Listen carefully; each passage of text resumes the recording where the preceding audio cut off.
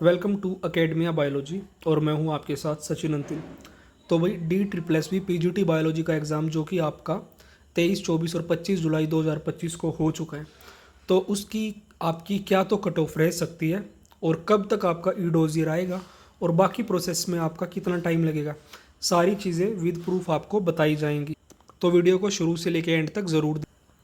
तो 2025 में एक तो एग्ज़ाम हुआ, इससे पहले जो आपका एग्ज़ाम हुआ था वो 2021 में हुआ था। ठीक है, तो देखो मार्क्स लिस्ट से पहले एक बार तुम्हें ये बता देते हैं कि टाइम कितना लगता है। तो 2021 में जो एग्ज़ाम हुआ था वो हुआ था तुम्हारा 16/7/2021 को। ठीक है, फिर उसके बाद ऑनलाइन एग्ज़ाम के बाद जो तुम्हारा ई डोजियर आया था, ई डोजियर आया था तुम्हारा 4/10/2021 को, 16/7 से 4/10 तक। अगर रफली टाइम पीरियड देखें तो ई डोजियर आने में तुम्हारे 2.5 से 3 महीने का टाइम यहाँ पे लगा है। तो सिमिलर चीज़ आपकी इस साल भी होने वाली है। अगर इस साल का देखें तो आपके अक्टूबर के मिड तक या मिड के नेक्स्ट वीक में आपका जो ई डोजियर की जो कट ऑफ है वो आ जाएगी। ठीक है, अच्छा उसके बाद एक चीज़ और, जो ई डोजियर की कट ऑफ आती है और जो फाइनल कट ऑफ आती है उसमें मार्क्स का थोड़ा सा डिफरेंस रहता है। ई डोजियर की कट ऑफ थोड़ी सी कम रहती है और फाइनल वाली कट ऑफ 10-15 नंबर ज़्यादा रहती है। इसका रीज़न क्यों है?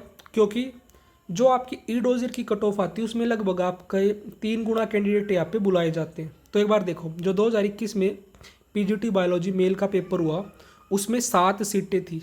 कितनी सीटें थी? 7 सीटें थी, जिसमें 3 जनरल की सीट थी, 2 SC की और 2 ST की। ठीक है, तो 7 सीटों के लिए 363 कैंडिडेट्स ने एग्ज़ाम दिया था। अगर कंपटीशन देखें तो एक सीट पे 52 कैंडिडेट्स का कंपटीशन था। ठीक है, तो जब उनकी कट ऑफ आई थी ई डोजियर के लिए तो वो कट ऑफ देखो, UR की कट ऑफ थी 211, SC की थी 174 और ST की थी 145। तो ये तो थी वही तुम्हारी ई डोजियर के लिए कट ऑफ जो तुम्हारी आई थी। ठीक है, और ई डोजियर फिल करने के लिए लगभग 15 दिन का टाइम आपको मिलता है। उसके बाद एक बार फाइनल लिस्ट देखते हैं। तो भाई ये है तुम्हारी फाइनल लिस्ट। तो फाइनल लिस्ट में देखो, जो फाइनल लिस्ट में कट ऑफ गई है वो कितनी गई है। फाइनल लिस्ट में जो तुम्हारी UR की कट ऑफ है वो है 225, SC की जो कट ऑफ है 185 और ST की जो कट ऑफ है वो है तुम्हारी 163। ठीक है, अगर डिफरेंस देखें तो तुम्हारा UR की पहले ई डोजियर के लिए 211 आई थी और फाइनल आई है तुम्हारी 225। ठीक है, लगभग अगर डिफरेंस देखें तो 14 नंबर का डिफरेंस यहाँ पे आता है। और फिर अगर SC की बात करें तो यहाँ पे 11 नंबर का डिफरेंस आ रहा है। जो फाइनल कट ऑफ है वो ज़्यादा नंबर की आती है। ठीक है, और तुम्हारी अगर ST की बात करें तो लगभग तुम्हारा यहाँ पे 17-18 नंबर का डिफरेंस आ रहा है। तो यहाँ से एक चीज़ तो पता चलेगी कि जो ई डोजियर की कट ऑफ है वो लगभग 15 नंबर कम आती है जो फाइनल मार्क्स वाली जो सिलेक्शन वाली कट ऑफ होती है उससे। फिर उसके नीचे ये 2021 वाले ये कुछ कैंडिडेट्स हैं जो कि आपके वेटिंग लिस्ट में डाल रखे हैं। वेटिंग लिस्ट में UR में 220 वाला, SC में 181 वाला है और ST में 161 वाला। बाकी जो आपकी कट ऑफ वगैरह होती हैं वो काफ़ी सारे फैक्टर्स पे डिपेंड करते हैं। अच्छा, एक बार 2025 का आइडिया लगाने से पहले एक बार फीमेल वाले कैंडिडेट का भी देखते हैं क्या ट्रेंड था। तो भाई देखो, जो फीमेल कैंडिडेट का एग्ज़ाम हुआ था 16/7/2021 को ही था। 210 कैंडिडेट ने दिया था, 210 कैंडिडेट ने दिया था और सीट थी सिर्फ 2 सीट थी आपकी। ठीक है, प्रोसेसिंग तो सेम ही रही होगी भाई, सेम ही दिन एग्ज़ाम हुआ है। तो कट ऑफ देखो, SC कैटेगरी में जो फीमेल की गई थी वो थी 190। ठीक है, और ST की गई थी तुम्हारी 127। ठीक, ये थी ई डोजियर की कट ऑफ। अब फाइनल कट ऑफ देखते हैं इसकी फीमेल की। तो ये रही वही तुम्हारी फीमेल की फाइनल कट ऑफ। SC में गई है 203 पर और ST में गई है 152 पर। ठीक है, यानी कि अगर SC में देखें तो कितने नंबर का इंक्रीज़ आ रहा है आपका? 13 नंबर का इंक्रीज़ है। पहले 190 थी डोजियर के लिए और फीमेल में ST में पहले 127 थी और बाद में 152 होगी। यहाँ पे लगभग तुम्हारा 26 नंबर का डिफरेंस आ रहा है। ठीक है, तो ये तो हो गया तुम्हारा पुराना ट्रेंड। तो अब अगर देखें 2025 का क्या ट्रेंड है। भाई देखो 2025 में क्या है, मेल कैंडिडेट्स की सीट कितनी है? मेल कैंडिडेट्स की सीट है यहाँ पे 18 सीट। ठीक है, 18 सीट हैं और कितना टोटल फॉर्म भरे गए थे 14.5-15 हज़ार के राउंड और पेपर दिया है 4600 बच्चों ने लगभग। ठीक है, तो अब इनमें से अगर रफली देखें मेल कैंडिडेट्स का तो ये मान के चलो उन 4,500 कैंडिडेट्स में से 700-800 ही कैंडिडेट मेल कैंडिडेट होंगे, ठीक है।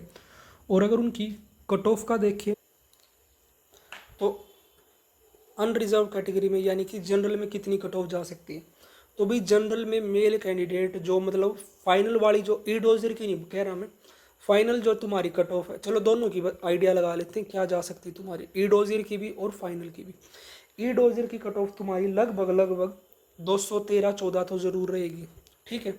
और फाइनल कट ऑफ भी तुम्हारी 220 प्लस रहने वाली है मेल कैंडिडेट्स की। किसकी बात कर रहे हैं हम यहाँ पे, मेल कैंडिडेट्स की, ठीक है। फिर उसी तरह से आप बाकी कैटेगरीज़ का आइडिया लगा सकते हो। अगर बात की जाए एससी कैटेगरी की, तो एससी कैटेगरी में भी अगर हम देखें तो आपका 190 तक तो आपकी ई डोजर की भी ज़रूर रहेगी कट ऑफ, और फाइनल कट ऑफ देखें तो आपकी 195 से कुछ न कुछ प्लस ही होने के चांस हैं, ठीक है।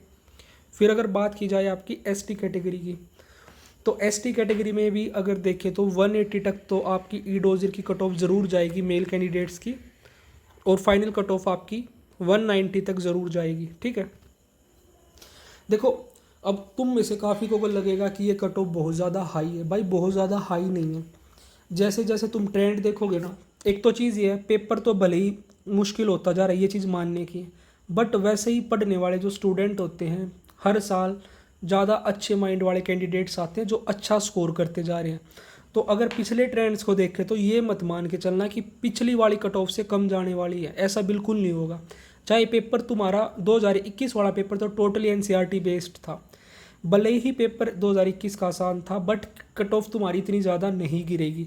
मेल कैंडिडेट में भी तुम 200 से 215 प्लस वाले कैंडिडेट खुद को सेफ मान के चलना, ठीक है। और इसी तरह से फीमेल में हो सकता है भाई और ज़्यादा आई चली जाए, क्योंकि वहाँ पे सीटें कम हैं। मेल कैंडिडेट्स की 18 और फीमेल की तो सीट ही यहाँ पे आपकी 9 सीट है, ठीक है। तो वहाँ चांसेस हैं कि और ज़्यादा कट ऑफ हाई हो सकती है। तो और जो तुम्हारा ई डोजियर है, ई डोजियर आने के चांस है तुम्हारे अक्टूबर के तुम्हारे मिड तक आपका ई डोजियर आ जाना चाहिए, क्योंकि लगभग तुम्हारा 2.5 से 3 महीने का ही टाइम लगता है, 2.5 महीने में ई डोजियर आ जाता है। इसी तरह के अपडेट्स के लिए लाइक शेयर सब्सक्राइब करना बिल्कुल ना भूलें, और बायोलॉजी से रिलेटेड कंटेंट आप मेरे चैनल पे जाके चेक कर सकते हैं, जो कि आपकी तैयारी में आपको काफ़ी हेल्प करेगा। So guys thank you for watching me carefully and stay tuned for the next one.